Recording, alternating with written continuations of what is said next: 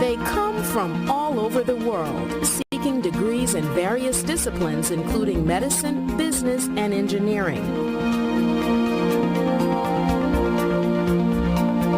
In this town hall meeting, Education Destination USA, we take a close-up look at the challenges and opportunities facing international students in America. Now, here's your host, VOA's Sarah Zaman.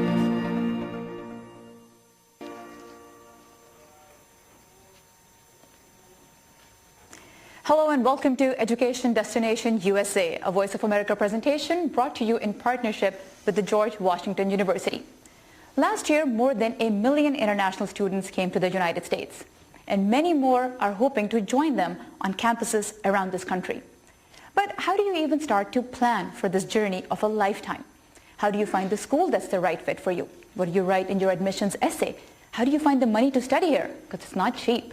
And then once you're here, how do you make friends? How do you register for classes? Where do you even live? So lots of big questions, right? Well, today, Voice of America will help answer some of those questions so you can make your education destination USA. In the next 90 minutes, we'll hear from experts in the field of international admissions and advising. We will talk to 2 different sets of panelists and find out what is it that you need to know before you come to the US and after you're here as an international student. We will also take questions from our audience sitting right here at the Jack Morton Auditorium of the GW, and also, most importantly, we will hear from you, our Voice of America viewers and listeners spread around the world. So this is also a Facebook Live event. You can participate in it. Just go to facebook.com/Voice of America. Now is your opportunity to ask questions from experts directly, share your thoughts, your concerns, your worries, your parents' worries about sending you to the U.S.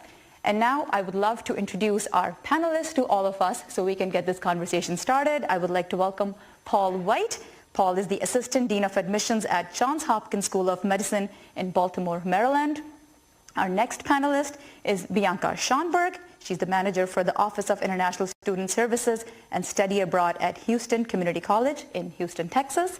And last but of course not the least, Douglas Shaw is actually with the George Washington University. So thank you for joining us. And he's the Senior Associate Provost for International Strategy at the George Washington University and also the Assistant Professor of International Affairs. So thank you very much for joining us today.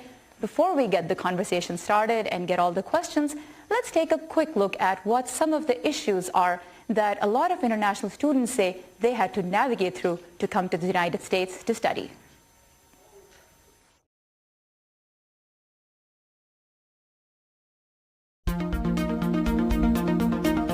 I wanted to make sure I was choosing the right university for me, whereas that was rankings, location, weather, all these factors combined together to make sure that I was applying to the correct university that I was going to be happy in for the next 4 years. The application process is not easy. You have to do lots of, writing your statement of purpose, and you have to articulate your ideas. The standardized tests are also, some sort of a challenge. There is also the GRE, which is really, it needs lots of time studying, and it is one of the challenges that one might face. I think writing my essays was one of the most difficult parts. The language used in higher education institutions like GW is far more complex, and I wanted to make sure that I was using the language they were looking for. So I choose to trust the agency. If I have a second choice, I won't choose them. I maybe do more research on those universities that I am going to apply for. For me personally, I had to wait 10 months to get my visa. They accept your visa or reject it, or they tell you oh, wait. And there is no known duration for the wait. I think with the visa process, it all begins with the response time from students. What we encourage our students to do, and specifically our international students, is that once they receive the admit letter, they need to start the visa process immediately. Because there is a backlog in terms of applying for the visa and going through the security clearance protocol, and then also receiving their actual visa to study in the United States. We're looking for unique characteristics and qualities, right? So We do apply a holistic lens to our review process, which means that every student that applies to GW is read by a first counselor and then a second counselor and then goes through a committee process. Right, so we saw what international students had to manage, had to navigate through to get here. Doug, I would like to start with you. I know at the beginning of the program I said that more than 1 million students are here right now from around the world.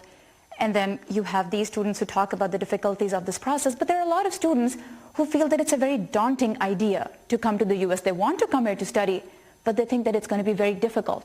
Is it difficult to get admission in a college or university in the U.S.? Well, thank you, Sarah, and thank you so much for being here. We're delighted at the George Washington University to have the opportunity to partner with the Voice of America on this important event, and also more broadly with the State Department to welcome many international students, 4,206 here at the George Washington University studying now. I think the transition to college is challenging for lots of folks. In my case, I came from Anchorage, Alaska, down to Washington, D.C. to study. And that was a long distance, and there were some cultural differences. Some folks have greater challenges in that way because they're coming from longer distances and may face language barriers and so forth that they need to embrace to succeed. But many U.S. institutions are welcoming to people from all over the world. We certainly are. We have made an objective of our strategic plan to actually increase the number and percentage of international students we're welcoming here on campus at GW. Mm-hmm. Paul, I want to ask you this. I know you're right now with the School of Medicine at Johns Hopkins, but you've also dealt with non-med school admissions. That's correct.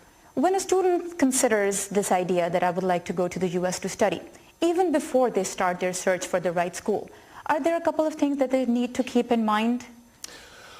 Well, yes. If they wish to come to the U.S., they have to know that the system is going to be a little different, at least on the undergraduate level. For instance, some students will be applying from countries where they will have the A levels and the O levels, for instance, and they have to apply to the colleges and universities that will know how to interpret the A levels and O levels. As far as medical school, if they're applying to a U.S. medical school, some U.S. medical schools, both public and private, do not accept foreign transcripts. Mm-hmm. Some may even say, we don't accept international students. Hopkins is fortunate in that we are able to accept international students and provide financial aid to international students, but they do have additional steps. For instance, while we will accept international transcripts, we require at least 1 year of additional studies in the U.S. to be fully eligible for admission. Mm-hmm. When we think about studying in the U.S., most students think of 4-year programs, but community colleges are actually 2-year programs. Bianca, tell our audience a little bit about why they should consider community colleges as the first step. Absolutely, and thank you for inviting me here. Community colleges are a great option for international students, prospective students. Many times students may not have the English language ability to begin at a 4-year university, or they may need time in order to get acclimated to life in the United States. The community college is a great option. It is also very, very affordable. Many times the first 2 years at a traditional 4-year university, you're doing just basic courses. That can happen at the community college level at a much lower cost. And then after 2 years, international students are then able to transfer to the 4-year university of their choice. So while we're having this conversation here, as I mentioned, our online audience can participate. Voice of America, as our viewers and listeners know, has very strong roots in the communities that it serves. So we have also been able to take video questions that people sent us from various parts of the world. So right now, I would like to take that opportunity and share one of those questions with our audience. Let's see what the question is.